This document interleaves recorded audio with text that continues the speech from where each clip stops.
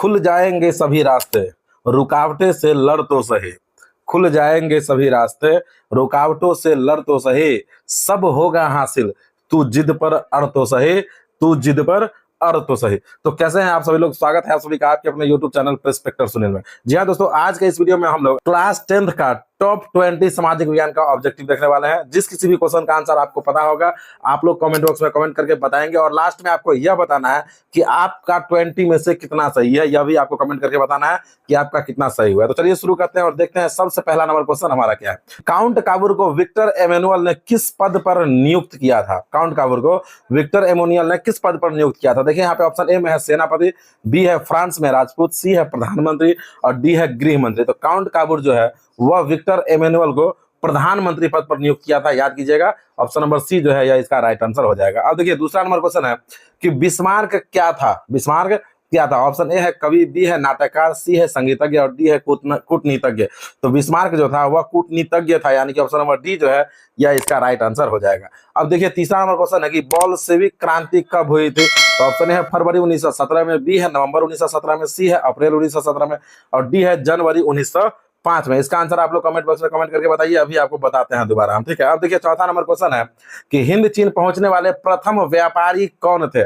Option A है ब्रितानी, B है फ्रांसीसी, सी है पुर्तगाली और डी है डच। तो हिंद चीन पहुंचने वाले प्रथम व्यापारी जो थे वह थे पुर्तगाली, यानी कि ऑप्शन नंबर सी जो है यह इसका राइट आंसर हो जाएगा। अब आइए तीसरा नंबर क्वेश्चन पे और देखिए तीसरा नंबर जो क्वेश्चन था इसका जो राइट आंसर होगा वो ऑप्शन नंबर बी हो जाएगा कि बोल्शेविक क्रांति जो हुआ था वह नवंबर 1917 ईस्वी में हुआ था। तो आप बताइए कि आपका सही था या गलत था। अब देखिए पांचवा नंबर क्वेश्चन है कि हिंद चीन क्षेत्र में कौन से देश आते हैं? हिंद चीन क्षेत्र जो था उसमें कौन कौन से देश आते हैं? ऑप्शन ए है चीन, वियतनाम, लाओस। ऑप्शन बी है हिंद चीन, वियतनाम, लाओस। ऑप्शन सी है कंबोडिया, वियतनाम, लाओस और ऑप्शन डी है कंबोडिया, वियतनाम, चीन, थाईलैंड। इसका जो राइट आंसर होगा ऑप्शन नंबर सी हो जाएगा, कंबोडिया, वियतनाम और लाओस इसका राइट आंसर हो जाएगा।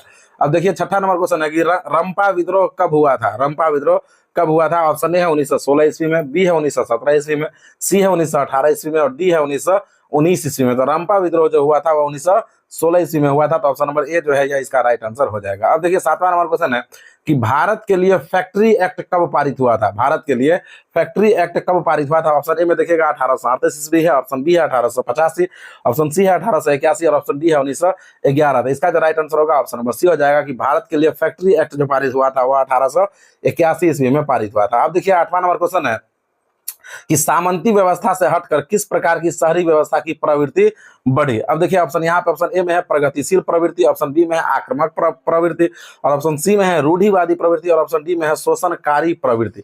तो सामंती व्यवस्था से हटकर किस प्रकार का शहरी व्यवस्था का प्रवृत्ति बढ़ा था? तो याद रखिएगा कि प्रगतिशील प्रवृत्ति बढ़ा था। अब देखिए 9वां नंबर क्वेश्चन है कि द्वितीय महायुद्ध के बाद यूरोप में कौन सी संस्था का उदय? द्वितीय महायुद्ध के बाद यूरोप में कौन सी संस्था का उदय आर्थिक दुष्प्रभाव को समाप्त करने के लिए हुआ?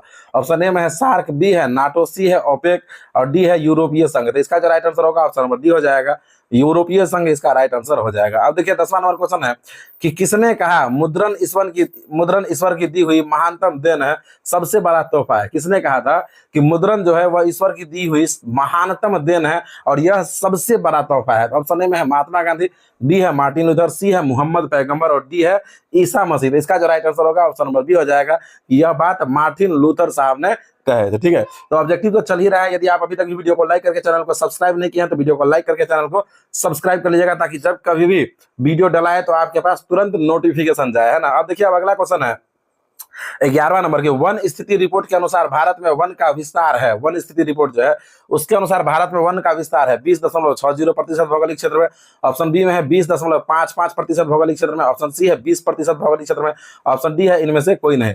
तो देखिए वन स्थिति रिपोर्ट के अनुसार जो है ना भारत में 20% भौगोलिक क्षेत्रों पर वन है, यानी कि ऑप्शन नंबर सी जो है यह इसका राइट आंसर हो जाएगा। अब देखिए 12वां नंबर क्वेश्चन है कि सौर ऊर्जा निम्नलिखित में से कौन सा संसाधन है? ऑप्शन ए है मानवकृत, बी है नवीकरणीय, सी है अजैव और डी है अचक्रीय।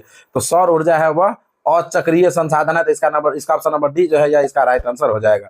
अब देखिए 13वां नंबर क्वेश्चन है कि समुद्री क्षेत्र में राजनीतिक सीमा के कितनी क्षेत्र तक राष्ट्रीय संपदा निहित है?